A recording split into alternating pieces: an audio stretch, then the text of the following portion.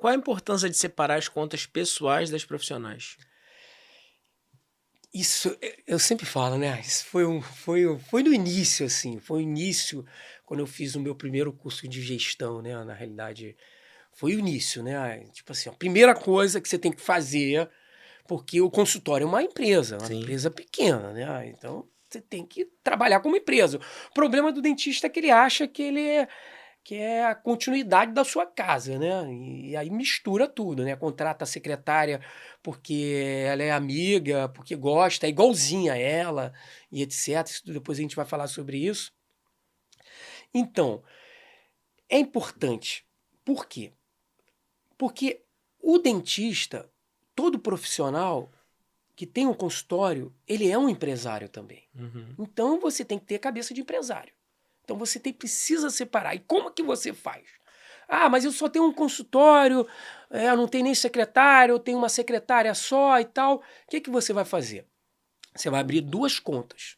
Pessoa física mesmo, você é autônomo, não precisa ser pessoa jurídica.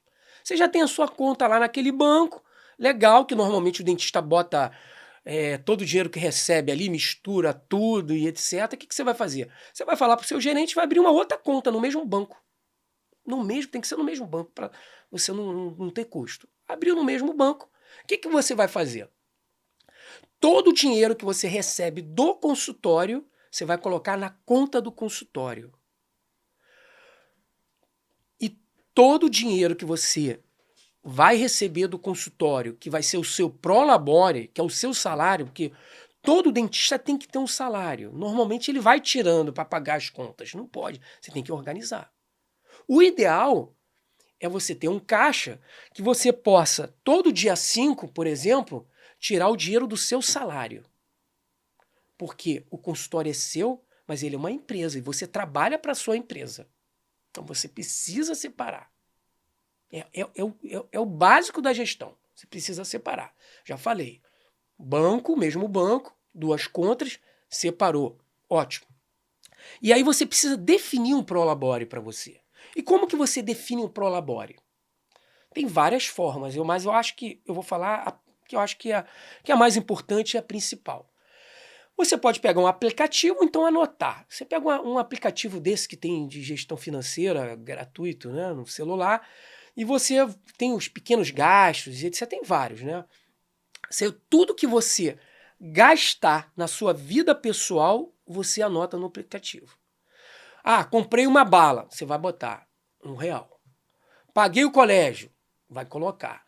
Restaurante, tudo na sua vida pessoal. Aí você vai ver, então eu preciso, para poder sobreviver, eu preciso de R$ 10.000 por mês. R$ 10.000. Então eu preciso de R$ 10.000. Legal. Vai ser o seu prolabore de R$ 10.000? Não. Não adianta. O ideal é você fazer isso durante, no mínimo, 3 meses, para você fazer uma média. Legal. Independente dessa média, você pode começar no primeiro mês, você pegou lá, R$ 10.000, você tem que aumentar no mínimo 10 a 15%. No mínimo, 10 a 15%. Por quê? Porque você tem um salário, né, que ao invés de ser R$ 10.000, você vai, por exemplo, aumenta 20%, se você se tiver condições. 20%. Então você vai passar a gastar R$ 12.000. Você vai ganhar R$ 12.000. O que você faz? 10% pelo menos você precisa guardar esse 10%, que é a sua reserva financeira. Isso é básico. A gente vai fazer na vida pessoal e na vida também de empresário. Então você pegou seus 10% e guardou. Então você tem um salário de 12.000, né? Você pega 10, às vezes 20. Acontece de repente ter mês que não dá para pegar os 10%, você pega um pouco menos. Em compensação, como você ganha 20% a mais do básico, tem mês que você pode colocar um pouco mais. Esse dinheiro vai servir para chegar no fim do ano, você conseguir, de repente, tirar férias e etc.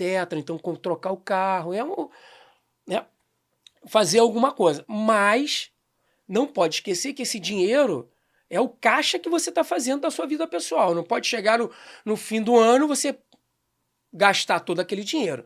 Ah, eu tenho um valor X, por exemplo, que é o ideal, no mínimo 6 vezes o meu salário. Eu tenho ali, no fim do ano, 10 mil reais, eu tenho 60 mil reais. Legal, 60 mil reais é um valor legal, 6 vezes. Aí eu posso pegar uma parte. Aí eu pego 20, 30 mil, entendeu? O ideal mesmo é você ter um ano. Porque qualquer problema que tenha, ainda mais que você é um profissional liberal, você pode ficar tranquilo. Por exemplo, eu sou um exemplo. A pandemia quebrou um monte de dentista. Entendeu? Eu na pandemia, eu falei, graças a Deus, veio a pandemia. Eu vou descansar, porque eu gosto muito da minha profissão, trabalho pra caramba. Eu dou aula, tá? Eu sou funcionário público, eu tenho um consultório, dou não sei o quê, eu tenho hiperatividade, faço trilhões de coisas e etc. Tenho filho e gosto de curtir muita vida, eu faço esporte, pego onda, faço trilhões de coisas.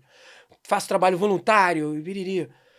E eu já tava num período que eu já estava saindo do equilíbrio, que é muito difícil você ter equilíbrio na vida. E eu estava já em excesso, que eu acabei assumindo muitas coisas. Então a pandemia foi ótimo para mim. Por quê? Porra, vou descansar e vou ler novamente o meu ócio produtivo, o meu livro. E vou pensar e focar. E aí conseguir na pandemia trabalhar pouco, ter mais qualidade de vida. Por quê? Eu tinha dinheiro suficiente para ficar alguns meses sem trabalhar. Porque a pior coisa é você ficar no desespero. Porque aí na hora de fazer o orçamento, na hora de dar o preço, você dá um preço... Porra, se eu não fechar esse preço aqui, aí você dá um preço abaixo e não tem lucro. Entra aquele dinheiro, apaga a fogueira, chega no mês seguinte, você acaba, né, Bola de neve. aquela bola de neve. E Perfeito.